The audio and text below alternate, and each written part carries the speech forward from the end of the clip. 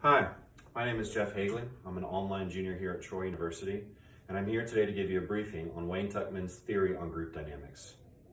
In 1965, Wayne Tuchman published his theory, and it helped to kind of define the roles of what a group is versus a team, as well as identifying the stages.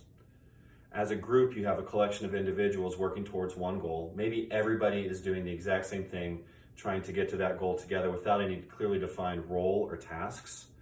When we look at a team has a leader who is then responsible for assigning roles as well as communicating objectives.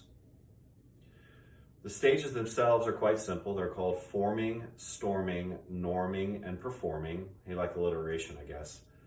But overall, the objective of this briefing is for each listener to understand and recognize which stage the group is at in order to best know how to lead them to the next stage, with my long-term goal of inspiring emerging leaders.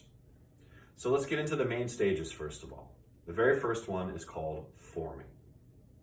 In forming, the group is brought together, whether they're recent hires or whether a group is being reconfigured to attempt a new task. There's a lot of fantastic new energy in the forming stage. There's enthusiasm and there's optimism. The team members are building rapport. They may be talking about war stories. Sometimes we talk about when there's maybe past history with other team members or experiences that people like to share and be about, but this is really a fantastic stage in the process just because of the potential that can be achieved. However, after that comes storming. Storming represents the challenge that tests the group's dynamics or skill set. When we talk about testing the dynamics, this could be personalities within the group to see if they get along and work together well. When we talk about skill set, maybe the challenge or the objective that they're meant to go after or lead wasn't as easy as they thought, and they may have to learn new skills in order to accomplish the goal.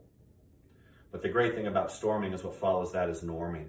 Norming then becomes those challenges are overcome, and now we can take on these new things, and they're completely normal, they're completely attainable, and it allows us to reach the final stage of performing. In performing, all mistakes have been addressed, met, corrected, and as a group, we can go forward, accomplish these goals, and get out there and kill it.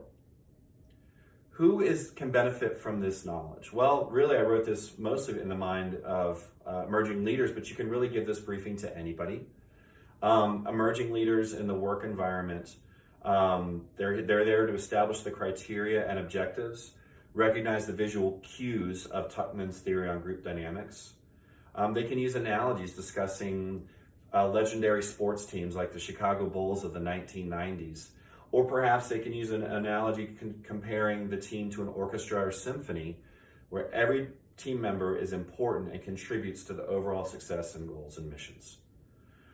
It's also important for the emerging leader to recognize visual cues of the team as they're coming together, going from forming to the storming stage, forming to storming, and then storming to norming. Very, very important for the recognition of that. What I'd really like to stress to emerging leaders in going over these subjects and kind of learning about this is that each phase is really important and really necessary.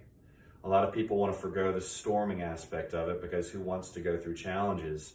But if it's a goal worth achieving, then we have to be challenged to improve to meet that challenge. I'd like to also mention that I think there's a good opportunity here for the emerging leader to recognize the options versus the necessities of all of this process. Options really talks about style of leadership. Is someone authoritative, participative, or are they a delegator? Do they like to tell people what to do? Or do they like to work with people on an even level field and let everybody contribute? Or do they like to delegate down? And all of these methods can work depending upon the style and the personality of the leader, as well as the group dynamic of who the team makes up. Sometimes you have to be able to switch and go back and forth, but there are a few things that remain necessities in all of this. And the one is you got to remain a servant leader. That's my personal leadership philosophy, to make sure that everybody is happy. A servant leader ensures that the group can accomplish their goals by paying attention to them. And in doing so, the leader's focusing on both the task and the process, but also the people that are involved, not just the team, but dialing down to each person, because we have to make sure that everybody's going to be able to contribute and do their thing. Well, if that's just for emerging leaders, but I said this can be for everyone. Who else can benefit from this knowledge? Well, if we're not talking about emerging leaders, we could talk about younger students, whether they're in high school or college. We can talk about the benefits of learning about leadership principles, how they can use that and later on in life. I kind of maybe modify and change things up a little bit. I'd probably use more recent sports analogies. I wouldn't use the Chicago Bulls of the 1990s, that was probably more prevalent to me in high school. I would pick a more recent dynasty, or consider possibly being in a band as an analogy to kind of connect with younger people in high school and in college. If I was working with experienced working adults, but maybe not necessarily haven't made that decision to think about being an emerging leader, but as an experienced working adult, I would go and use that much valued phrase, best practices, or best practice recognition. Best practices are simply, it has been identified that this is the best way to do something. You either want to create a best practice, or you want to emulate and use best practices in everything that you do in order to grow success, grow yourself in your career. If I was discussing the Tuckman theory on group dynamics without group thinkers or introverts, it's kind of challenging, I think, sometimes to want people that don't want to work with a group to bring them in. What I would kind of emphasize in this conversation or briefing is that work can become more easy when working with a team. It can become more enjoyable or satisfying because you can accomplish more together. And I also think there's an argument that you can make that it can improve your personal life, because if your job is functioning with more efficiency, you may be able to get more time off or personal time off. You're not going to be working such stressful overtime hours. You could also make more money, which can improve what you want to do with your own time in that regard. So I think all of those points are valid across multiple different kinds of groups. So in conclusion, what have I told you? Well, we talked about Wayne Tuckman's theory on group dynamics. We talked about the differences between a group versus a team. The 4 stages in the Tuckman theory on group dynamics are forming, storming, norming, and performing. And then we also talked about the benefits that can happen for both emerging leaders as well as other classes. And one thing that's interesting to note is in 1977, Tuckman added another group, the 5th group, and that was called adjourning or mourning. They were really trying to go for that alliteration sound in it.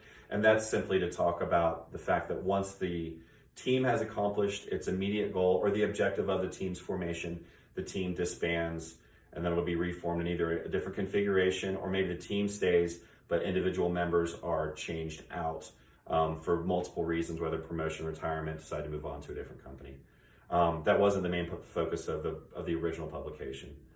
I think really what's interesting is when we start taking leadership classes, one of the first things we discuss is, are leaders born or are they made?